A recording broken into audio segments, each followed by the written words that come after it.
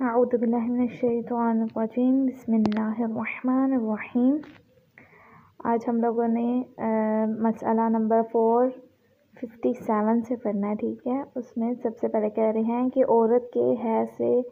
پاک ہو جانے کے بعد اگرچہ اس نے غسل نہ کیا ہو، اس سے طلاق دینا صحیح ہے اور اس کا شوہر اسے جمع بھی کر سکتا ہے، لیکن احتیاط لازم یہ ہے کہ جمع شرمگاہ دھونے کے بعد کیا جائے، اور احتیاط مستحب یہ ہے کہ اس کے غسل کرنے سے پہلے مرد اسے جمع نہ کرے۔ البتہ اس کے علاوہ دوسرے کام جو طہارت کی شرط کی وجہ سے اس پر حرام تھے، جیسے قرآن کے حروف کو مس کرنا، جب تک غسل نہ کر لے اس پر حلال نہیں ہوتے، بلکہ احتیاط واجب کی بنا پر وہ کام بھی حلال نہیں ہوتے جن کے بارے میں یہ ثابت نہیں ہو سکتا کہ یہ طہارت کی شرط کی وجہ سے حرام تھے، جیسے مسجد میں ٹھہرنا۔ اب یہاں پہ یہ بات کر رہے ہیں کہ ایک عورت کو جب حیض آ رہا تھا، لیکن ایسا ہے کہ وہ پاک ہو چکی ہے، ابھی اس نے غسل وغیرہ نہیں کیا، لیکن اس کی بلیڈنگ جو ہے جو رک چکی ہے، تو اس حالت میں اسے طلاق دی جائے تو وہ بھی صحیح ہے، اور اگر اس کا شوہر سے جمع کرنا چاہے تو بھی صحیح ہے، لیکن احتیاط کی بنا پر کہہ رہے ہیں، احتیاط لازم کی بنا پر یہ ہے کہ اسے وہ اپنی شرمگاہ کو دھو لے، لیکن جو نماز وغیرہ یا پھر جن کے لیے غسل یا تیمم یا وضو ضروری ہوتا ہے، وہ والے جو ہے نا عبادات بجا نہیں لا سکتی، اس کے لیے اسے غسل کرنا پڑے گا، ٹھیک ہے۔ اس کے بعد والے مسئلے میں کہہ رہے ہیں کہ اگر پانی وضو اور غسل کے لیے کافی نہ ہو اور تقریباً اتنا ہو کہ اسے غسل کر سکے تو ضروری ہے کہ غسل کرے، اور بہتر یہ ہے کہ وضو کے بدلے تیمم کرے، اور اگر پانی صرف وضو کے لیے کافی ہو اور اتنا نہ ہو کہ اس سے غسل کیا جا سکے تو بہتر یہ ہے کہ وضو کرے اور غسل کے بدلے تیمم کرے، اور اگر دونوں میں سے کسی کے لیے بھی پانی نہ ہو تو غسل کے بدلے تیمم کرنا ضروری ہے، اور بہتر یہ ہے کہ وضو کے بدلے بھی تیمم کرے۔ یہ بالکل سمپل بات ہے۔ وہ یہاں پہ کہہ رہے ہیں کہ اگر آپ کے پاس پانی بہت کم مقدار میں موجود ہے کہ جس سے آپ یہاں صرف غسل کر سکتے ہیں لیکن وضو نہیں کر سکتے، تو آپ وضو کی جگہ تیمم کر لیں گے، اور اگر اس سے بھی کم ہے کہ آپ صرف وضو کر سکتے ہیں تو پھر غسل کی جگہ تیمم کریں گے، اور اگر دونوں کے لیے ہی کافی نہیں ہے تو غسل کے لیے تو تیمم کرنا ہی کرنا ہے، لیکن آگے کہہ رہے ہیں کہ وضو کے لیے بھی بہتر ہے کہ تیمم کر لے۔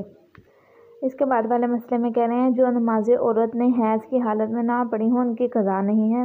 لیکن رمضان کے وہ روزے جو حیض کی حالت میں نہ رکھے ہوں ضروری ہے کہ ان کی قضا کرے، اور اسی طرح احتیاط لازم کی بنا پر جو روزے منت کی وجہ سے معین دنوں میں واجب ہوئے ہوں اور ان کے حیض کی حالت میں وہ روزے نہ رکھے گئے ہوں تو ضروری ہے ان کی بھی قضا کریں۔ یعنی یہاں پہ اگر نماز چھوٹ رہی ہے تو اس کا قضا نہیں ہے، لیکن اگر آپ نے روزے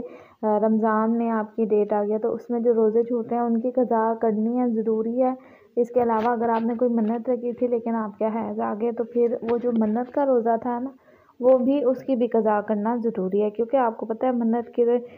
کوئی بھی آپ اگر منت اٹھاتے ہیں اسے پورا کرنا واجب ہوتا ہے۔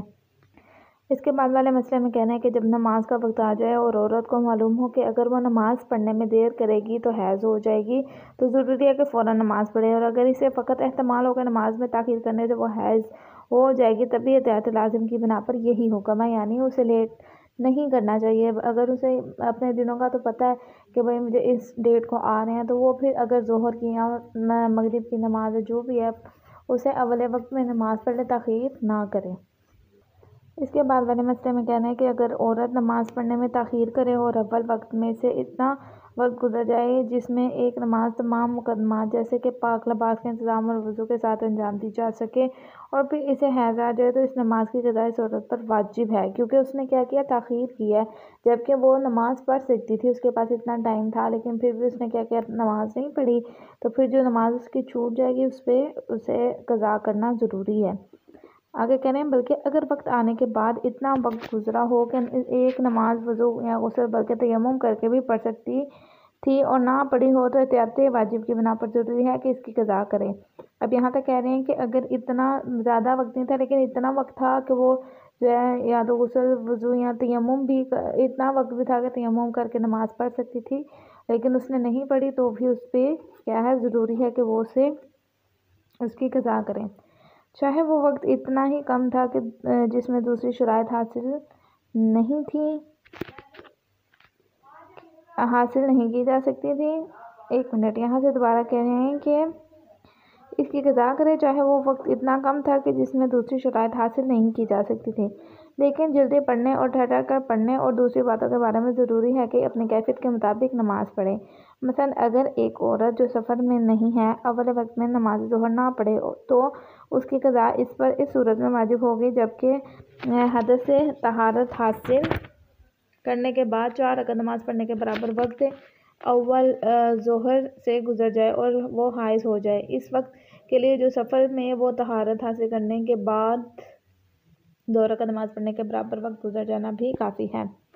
سمپل الفاظ میں آپ کو بتاتی ہوں، یہاں پہ وہ یہ کہہ رہے ہیں کہ آپ لوگوں کے پاس اتنا وقت ہے کہ آپ نماز پڑھ سکتے ہیں، لیکن آپ نے نماز نہیں پڑھی تو آپ پر واجب ہے کہ اس کی قضا کریں۔ مثال کے طور پر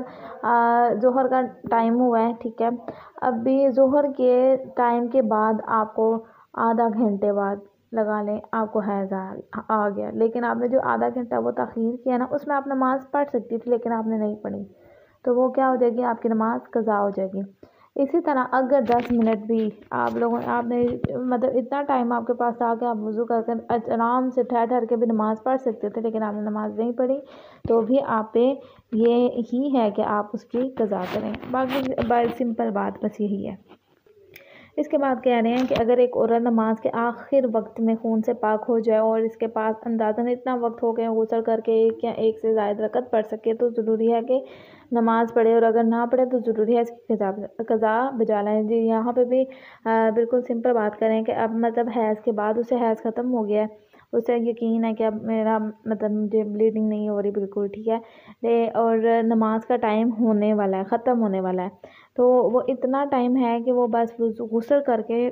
1 یا 2 رکعت بھی جو ہے نماز پڑھ سکتی ہے، تو ضروری ہے کہ وہ نماز پڑھے، اور اگر نہیں پڑھے گی تو اس کی کیا ہوگی؟ قضا ہوگی۔ اس کے بعد والے مسئلے میں کہہ رہے ہیں کہ اگر ایک حائض کے پاس حیض سے پاک ہونے کے بعد غسل کے لیے وقت نہ ہو لیکن تیمم کر کے نماز وقت کے اندر پڑھ سکتی ہو تو احتیاط واجب کی بنا پر وہ نماز تیمم کے ساتھ پڑھے گی، اور اگر نہ پڑھے تو قضا کرے، لیکن اگر وقت کی تنگی سے قطع نظر کسی اور وجہ سے اس کا فریضہ ہی تیمم کرنا ہو، مثلا اگر پانی اس کے لیے مضر ہو تو ضروری ہے کہ تیمم کر کے وہ نماز پڑھے، اور اگر نہ پڑھے تو ضروری ہے کہ اس کی قضا کرے۔ یہاں پہ بھی وہی بات کریں کہ اگر وقت تھوڑا ہے تو اس پہ تیمم ہی ہو رہا ہے، اس کا حکم تیمم بن رہا ہے، تو اس کے لیے ضروری ہے کہ تیمم کر کے نماز پڑھے، نماز چھوڑے نہیں، اور اگر نہیں پڑھے گی تو اس کی قضا ہوگی۔ اس کے بعد والے مسئلے میں کہہ رہے ہیں اگر کسی عورت کو حیض سے پاک ہو جانے کے بعد شک ہو کہ نماز کے لیے وقت باقی ہے یا نہیں تو ضروری ہے کہ نماز پڑھ لے،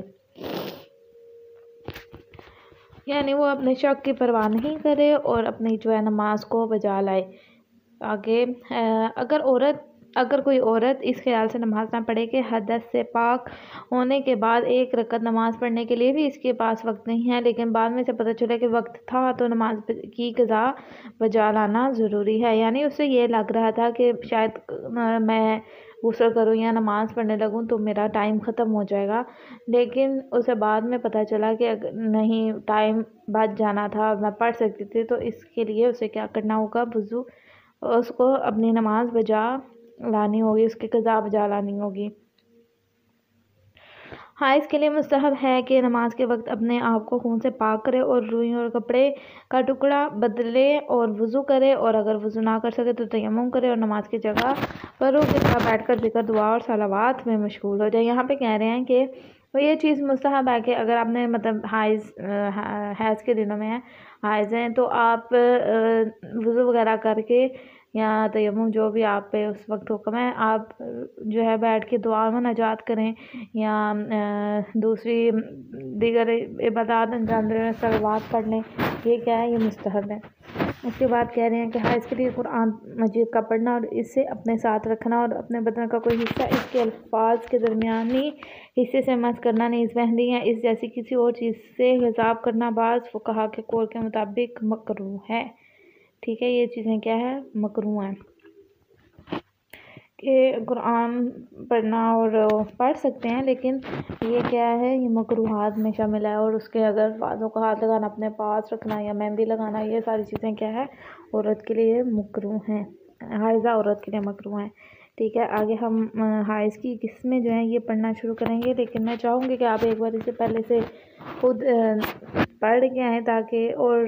پیچھے اگر آپ کو کوئی چیز سمجھ نہیں آ رہی تو مجھے اس کے متعلق سوالات کریں، ٹھیک ہے؟ آپ لوگ کوئی سوال نہیں کرتے، اور جو ویسے لیسن سناتے ہیں وہ بھی آپ مجھے بک والے الفاظ ہی بتاتے ہیں، مجھے سمجھ نہیں آتی پھر آپ لوگوں کو سمجھ آئی ہے یا نہیں۔ باقی دعاؤں میں یاد رکھیے گا۔ اللہ حافظ۔